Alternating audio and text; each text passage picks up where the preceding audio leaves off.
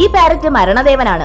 അത് ഈ ലേഡിയുടെ മുന്നിൽ വന്ന് ചിറക് വിരിച്ചതും അവർ മരിക്കുന്നു. അതുപോലെ മരണം മുന്നിൽ കാണുന്ന ഒത്തിരി പേരുടെ ജീവൻ ആ പാരറ്റ് തിരിച്ചെടുക്കുന്നു. അപ്പോൾ അതിനൊരു പെൺകുട്ടി ശ്വാസം വിടാൻ ബുദ്ധിമുട്ടുന്നത് പോലെ ശബ്ദം കേൾക്കുന്നു.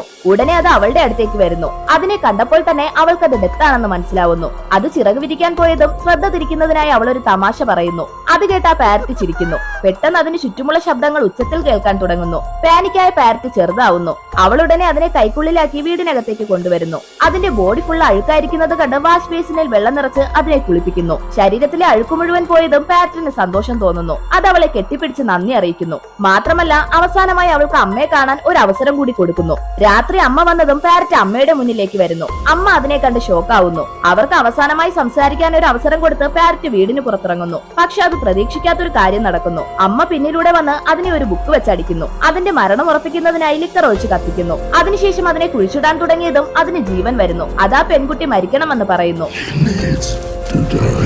ദേഷ്യം വന്ന ആ ലേഡി പാരറ്റിനെ എടുത്ത് വായിക്കകത്താക്കി കഴിക്കുന്നു. ഡെത്ത് ഇല്ലാതായതോടെ ലോകം മുഴുവൻ തകരാറിലാവുന്നു.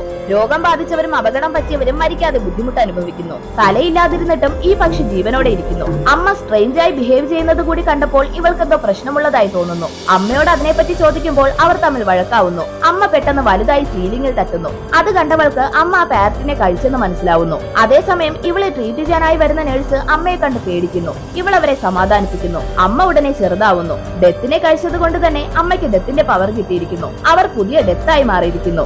അവർ കൈവീശിയതും ഒരു ഈച്ച ചത്തുപോകുന്നു. ആദ്യം അവർക്കത് അംഗീകരിക്കാൻ കഴിഞ്ഞില്ലെങ്കിലും മകളുടെ നിർബന്ധത്തിൽ അവർ ഡെത്തിന്റെ ഡ്യൂട്ടി ഏറ്റെടുക്കാൻ തീരുമാനിക്കുന്നു.